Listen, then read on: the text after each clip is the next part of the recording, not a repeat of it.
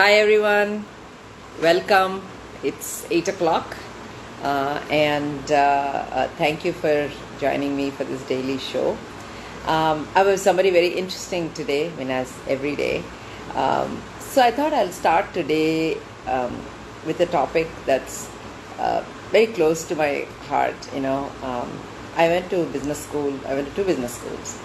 One in Jamnalal Bajaj in Bombay and another one in Portland State University. And I really loved my time in Portland State University.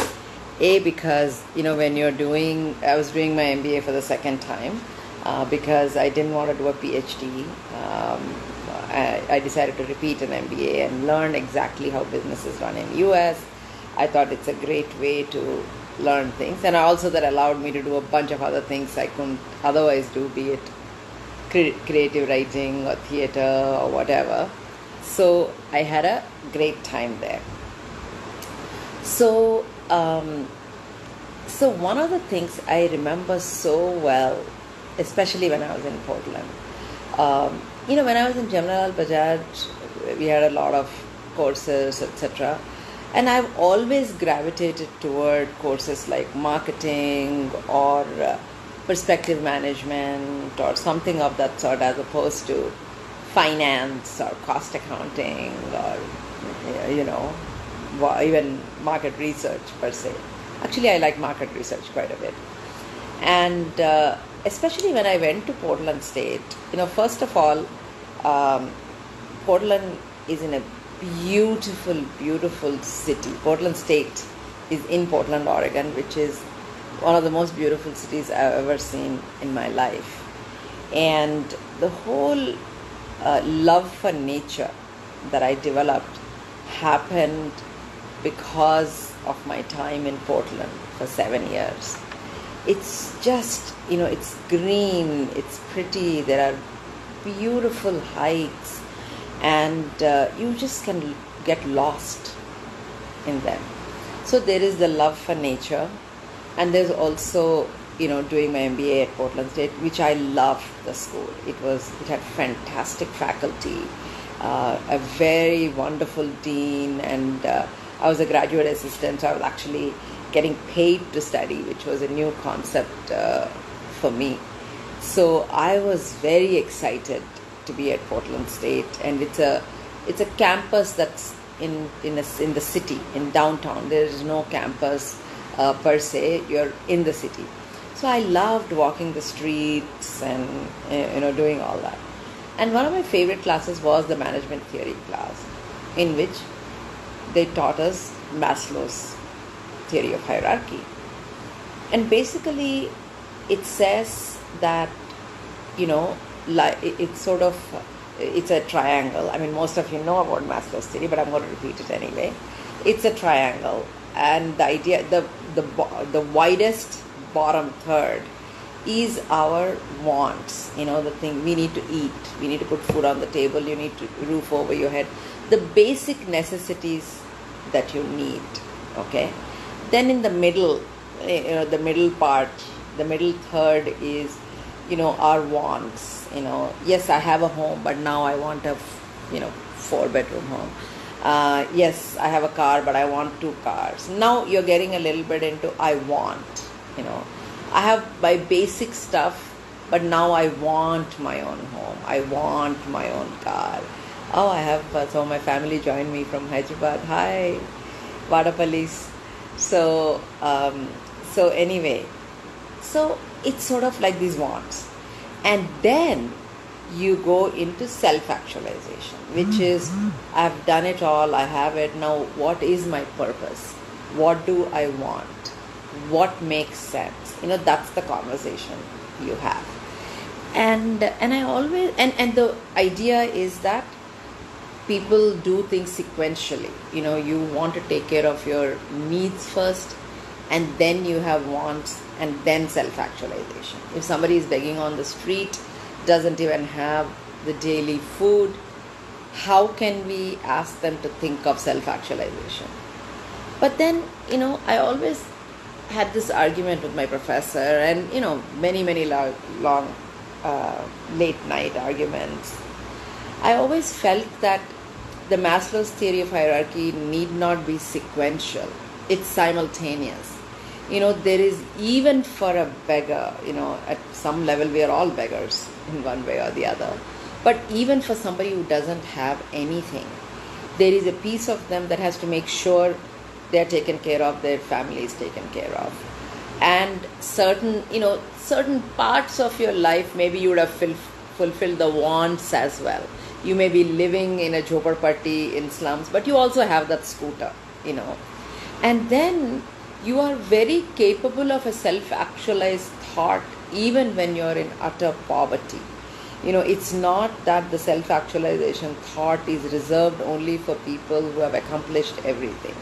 Sometimes when you're walking on the streets, you see a very poor person sitting and looks much more at peace than the richest person's house you're on your way to, So the point is, while Maslow's theory of hierarchy differentiates different aspects of ourselves, there is the needs, the wants, and self-actualization. In some way, I think it's amazing if we can have all three at all points of life. I mean, no matter how you're accomplished, you should really be hungry for something, to learn something new, to learn something, and that you should be the poorest person. So for me, I'm poorest in how to make rotis. I just don't know how to make them. And so I'm starting from scratch to figure that out. No matter how I don't have anything, there is a piece of me that always thinks of the world, right? So all these things are simultaneous. Now, if you think of Maslow's theory of hierarchy a little differently and say that, if you think of self-actualization more in terms of beauty or aesthetics, your minimum what you need maybe a couple of dishes and a plate, and then you don't care what it looks like, and then you want something a little better, and the ultimate is the ability to think beyond yourself and think of beauty, art, and stuff like that. That's the comparison in an art and literature world. And to prove my point, when you go to some of the poorest people's homes in certain parts, the way they decorate the huts, the way they keep everything clean, shows there is an amazing sense of aesthetics and beauty. So it has nothing to do with the amount of money you have. So the guest I have today is someone, as I told you, the highest form of Maslow's theory of hierarchy is the self-actualization, or it's the beauty, it's the literature, etc. So the guest I'm having today is somebody who epitomizes the sense of beauty and art and culture. I've known her for over a decade, and it's been amazing for me to see how far she has come. She's really become a role model for so many people. And how when your kids grow up, at some point the kid is your kid, but then at some point you are the kid's mother. So there was a time when I said, when Shilo would introduce me as Lakshmi, and now I introduce myself as somebody related to Shilo. So I'm going to invite Shilo Shiv Suleman, who's one of the most amazing artists and poetess and humanitarian and wanderer and many, many, many things. Owner of amazing jewelry and great sense of humor. Keep saying till she joins us, and many, many more things. And more than anything, my neighbor, I live in a apartment. Hey Lakshmi, how are you doing? Okay, so in honor of Shaila, I'm sure I wear a nice necklace for my wedding. Collected 200 rupees on the street. What's up? So this is Shaila. So Shaila, there's a lot of noise. Yeah, there seems to be a lot of noise for some reason. I'm trying to figure this out. Can you hear me? Still, much better. Much Much better. better. Okay, great. Okay. So, Shilo, as I was saying before you came on, that you have many things. Still, is there who are listening? Are you feeling some noise, or are you guys okay? The The audio audio is. is okay. Get it. Can you hear me? Yeah, You can can hear me hear you. clearly? Yes, I can hear you clearly. There's just a little bit of noise, like a echo or something like that. Strange. Maybe. Is this better? Maybe if I hold it. Yeah, yeah. All right. Okay. Okay, okay. So, Shilo, I was just talking about the Maslow's theory of hierarchy and about how it need not be sequential. All of us should have all three at the same time. Be hungry for something and want something, and also have the beauty and the self-actualization all at the same time. So I want, especially because you are, somebody to me who epitomizes the sense of aesthetics and beauty and art. So what role do you think beauty plays in your life or in everybody's Actually, I want to start by saying Maslow. It's so interesting that you begin this conversation with Maslow because Maslow actually stole his theory. Yes, he did from the indigenous Blackfoot people. And what's interesting is that with the indigenous model of the Blackfoot people, self-actualization was at the bottom of the pyramid. Above that life? came community actualization, and above that came cultural perpetuity or spirit. Basically, God came on the top of that triangle. So we were not separate from our community, and we were not separate from God. And I imagine that beauty must have played a role in all of that. Yes. So in my own life, beauty, as you know, as we've spoken about before, really did save me at a moment of tremendous fear in our lives when we had no money, no father, no nothing. We began to paint, and beauty became into both an emotional backbone at first for us, but also into a financial backbone. And When you beauty say we, you mean your mother and you, me right? and my mother, yeah. Yeah, and beauty continues to save me every day. Even in moments of tremendous trauma, we do have this ability and need for beauty, right? Like I know in Syrian refugee camps, for example, of course, during the day, people will line up for food and water and medicine. But at night, the longest line is actually at the telescope where people want to look at the stars. Or places like Shaheen Bagh, where I just spent a lot of time, in the heart of the revolution, there's so much anger, there's so much rage, but at night, every night, we're reciting fairs to each other out on the streets. So even in these moments, beauty is absolutely necessary. And I think it's actually, like you were saying, it's quite disrespectful to think that the poor don't need beauty and art and culture. And in Indian villages, people may be poor, but their homes are beautiful. The idea that beauty is a luxury, I think, is very urban, it's very colonized, and it's very Western. So I do know that this time has been a tremendous privilege for me. It's been a vanvas, as I've been calling it. But I also believe that beauty can also be paying your cleaners and your cooks for the next 2 or 3 months. And beauty can also be an act of kindness. It doesn't just have to be visual or aesthetic. Yeah, absolutely. And I think, one of the things I want to underscore what you're saying, which is very, very important, is that how aesthetics and beauty pervade every aspect of our life. It's almost like a vertical in our lives as opposed to it's almost a horizontal across all aspects of our life as opposed to being a vertical that only few people have figured out how to do. And, if you go, we were talking about Vanvas, stay all under lockdown and not being able to see people and all that stuff. And there's a lot of fear, right, among people. And it's the fear of the unknown. We don't know where we are going. We don't know what's happening. We don't know if and when and how we will come out of this and all that stuff.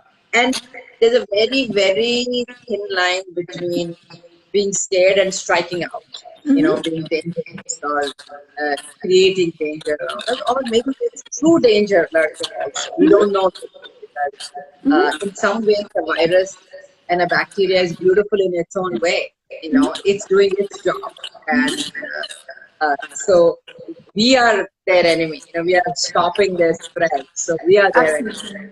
So what role can art, love, all these things play to maybe reduce the fear a little bit, or make the danger palatable. Yeah. And so you write a lot, so maybe you should read your poem to say how are you dealing with that fear and all that stuff. Sure, absolutely. I'm going to get deep into talking about fear in this time because, as you know, I run an organization called Fearless, and so this is Yeah, a kind of calling to action for us in many ways. But I'd love yeah. to read a piece that I wrote. It's a letter that I wrote the other day called Vanvas, which means it's a Sanskrit word that means a retreat into the forest. So, Right. in every ancient myth comes a time when even the protagonists are cursed or blessed to live in exile from the world, but in union with themselves and nature. This becomes a magical time when mystery reigns and destiny is allowed to unveil her own desires. What if this Vanvas calls us to go into our own interior forests, into our lungs? What mysteries will our breath reveal? I'm learning so much about exile in this time. My regular supply from abundant flower markets are cut off, so I harvest my own flowers in my garden for ceremony every evening. In my microcosm, I know I can't take too much at a time without altering the landscape or pollination pathways, so every evening I pick 3 jasmine flowers that look like they're ready to fall. Each smells like it contains enough fragrance to please all the deities in the universe. I imagine this is what deserts must feel like about every drop of water, precious and worthy of an offering. Each night of Navratri, I adore a new goddess and invite her into my home. Each night, I feel closer and closer to the one who made the world. During the day, I lay in the sun a lot. I haven't done this in years. I look at birds flying in the sky above my head and I wonder if they've noticed that we're missing. There are more butterflies in my garden than I've ever seen before, and now with humility, I make more space for them. Butterflies only live for 12 hours, so I want them to taste all the nectar that they can in this brief time. There's a part of me that still hopes that the sun will prevent us from dying. I came to a conclusion that maybe this is a new coronation of old empires that the sun used to love best. After all, these shifts have happened before. Even the Aztecs were brought down by a colonizer's plague. So maybe this is what it takes for us to return. When I lie in the sun, I imagine flowers growing inside my ribcage the way banyan trees grow on top of ancient ruins of civilizations. We all turn back to gardens. When this is over, I would have spent 30 days without any physical touch. I wonder if my skin will explode at a single caress, and I wonder whose touch it will be. Oh, beautiful, beautiful. And Shato, you're also an artist, and you paint. And you know, we were chatting a couple of days ago, and you said that you've been painting a lot. Obviously, you're at home, and I'm glad you're here and not anywhere else. Your paintings in your home. So do you want? And you did a painting for that was supposed to have gone to Nehru Center. It's supposed to be in London and all that stuff. So you want to share with us a little bit about the painting you did? You were supposed to show. Sure, absolutely. Yeah, so I can actually share. I'm in my studio space right now. You can see one painting out there, and then there's another one here, and then there's more over here, more over there. And yeah, you were talking a little bit about fear, Lakshmi, and I do agree. I think there's a big difference between danger and fear. Danger is very real, and fear is completely imaginary, right? Like fear is when we're children, we somehow have the ability to be able to use our imagination to both imagine the monsters underneath our bed, but also imagine all of the magical worlds that we can inhabit. But when we grow up, somehow we're only thinking about what if. Like, what if the worst happens, rather than what if I spend my time developing a future currency or write poetry or, you know, thinking about sustainable future economies. We don't use our imaginations in this way in moments of danger.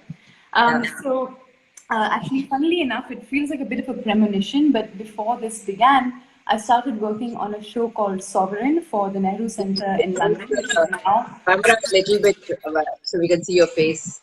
Because right now, you only nose down. Now you see the whole face. Okay, great. Can you see my painting Yeah. again? Yeah. So I started to work for the Nehru Center in London. The show has been definitely postponed. Artists are going to be hit when we return Yeah. because maybe no one will want to buy art, but I'm painting anyway. So it's a painting called Sovereign, and it's an image of, it's a self-portrait wearing a crown made out of flower petals, and I'm bowing down to the earth. And the whole series was actually about, funnily enough, how the only thing that I can bow down before is nature. I sit in absolute reverence for nature, and the word Corona actually means crown. So now we really know that nature is king. So yeah, it's Yeah. an image of it's a self-portrait I, bowing down to the earth. and no, I completely agree with you, because I was saying in one of the shows that this is in some ways nature showing who's the boss, Yeah, you know, in terms crown? of we have Yeah. really neglected it so much. We've been given so many chances, and over and over, we've not listened to the opportunities given to us. So the nature has lasted gazillion years before us, and it will last gazillion years after us. So it's just in some ways, uh, it's showing us our place. And I was talking about Oregon earlier, Yeah. and when I went mountaineering there, the first lesson they teach you is be respectful of the mountain. You know, it's up to you to protect yourself from the mountain. It's not the job of the mountain to protect you. So there could be an Absolutely. avalanche, there could be a slip, there could be lots of things. And when there is a sign, you turn back. You know, you don't try to go against the nature. So, I completely agree with you that I think if there is one uh, ultimate force in this world that rules over it all, it's nature, and it's the most beautiful thing. So, in some ways, you're talking about Vanvas. Vanvas is about exile into nature. It's sort of exile from all the noise we created around us into nature. So, and you also talked about um, not being with people. I mean, and I said it in one of the initial talks that I'm such a hugger. I see Yeah. people, hug them. And, it's like I see my neighbor. I mean, it's like we don't even shake hands. We don't even like. We walk 6 feet apart from each other, even when we see each other. So, tell me a little bit about this emotional exile, the people connection that you're missing, and in some ways, has that exile made you think differently? Yeah, I mean, I definitely know why the ascetics chose to live in isolation because I've lived in 14 days in complete isolation, and I can feel my mind and spirit and body going into spaces that I never even explored before. But at the same time, I know that the lovers made the world truly. I've been writing a story about a land called Nazuk, which is the Urdu word for tender. And it's a world where all the touch has disappeared, and the world begins again with a single lover's touch. So I'm just starting to dream it and write it, and I imagine that it will be a series of like VR folktales almost, like almost Yeah. returning actually to my Koya era. So this is a return for me Right. as well after many years. And this is one of the paintings that I did post Corona in my post Corona phase as an artist. Right. It's reaching out. It's to It's not post Corona yet. It's during well, exile phase. my exile. This is my exile Corona art. not gone yet. But yeah, Yeah. this is my exile art. This is a painting of two hands that are reaching out to touch nature, and I guess it's a shell above them. Uh, So yeah, it's been a really interesting, really beautiful time of writing and introspection, and I'm grateful for that privilege. Yeah. I was just saying, last year when we did INKconference, our theme was within and beyond. You and I worked together on it. You were there, and we were thinking of how to represent it and all that stuff. And one of the things is, for the last couple of centuries, we've been in this industrial revolution where we traveled all over the world. We made planes, trains, automobiles. We conquered. We reached the end of the earth, and there are people who travel North Pole, South Pole, East, West, everywhere, and all that stuff. And in all this, we haven't traveled enough within ourselves, you know, to really, really deep within ourselves to see what is my purpose, what is the reason I am on this earth, what am I supposed to do for the earth, etc. Um, what is somebody asking? What's that spoon spoiled? I don't know. Oh, I think it's Um, so, um, so I think it's very important for all of us to take this time. It's an amazing time for us to be in touch with ourselves. You know, so much of our satisfaction and happiness came from someone else's approval, someone else's touch, someone else's world or rules, etc. And I think it's an amazing time to question everything in its fundamentals and say, what is this all about? So I know you have another poem, Soil. Why don't you read it? And with that, I can wrap up and yeah, sure. And chit chat a little bit. I think just as a prelim to this poem also, I think something that we need to also remember is that we aren't separate from nature. I am of this earth. So when I look into myself, the deeper I go into myself, the deeper I also go into creation, the deeper I also go into nature.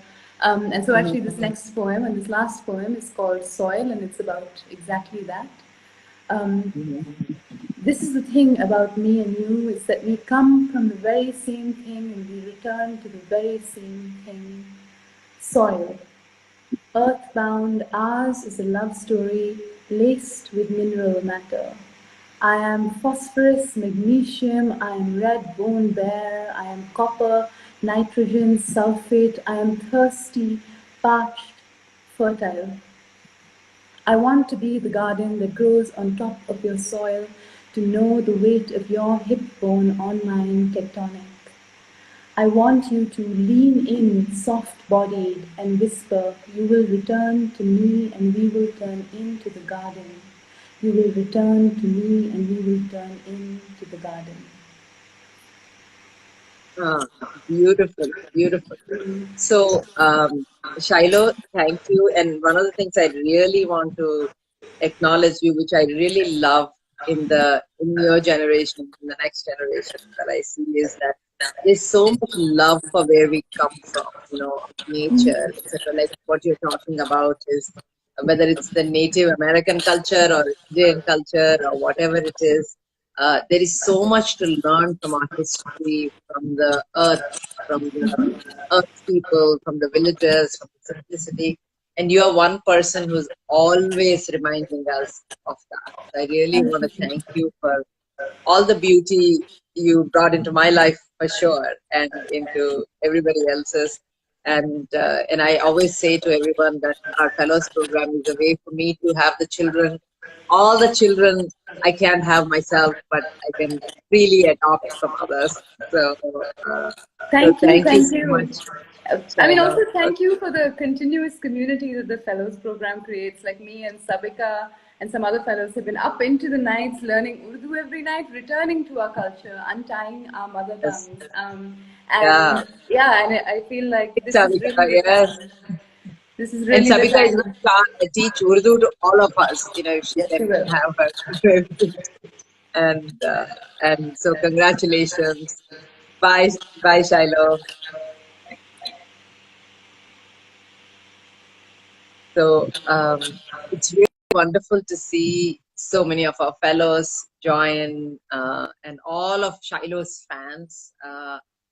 And thank you so much. So I just want to wrap up by saying that, we are going through a tough time, all of us.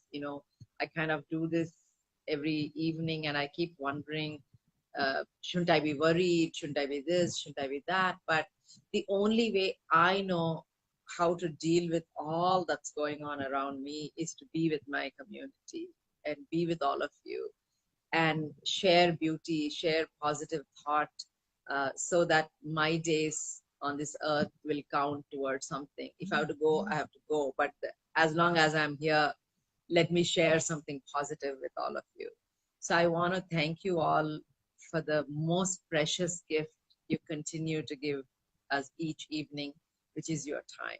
So thank you so much. I look forward to seeing you tomorrow evening. Bye-bye.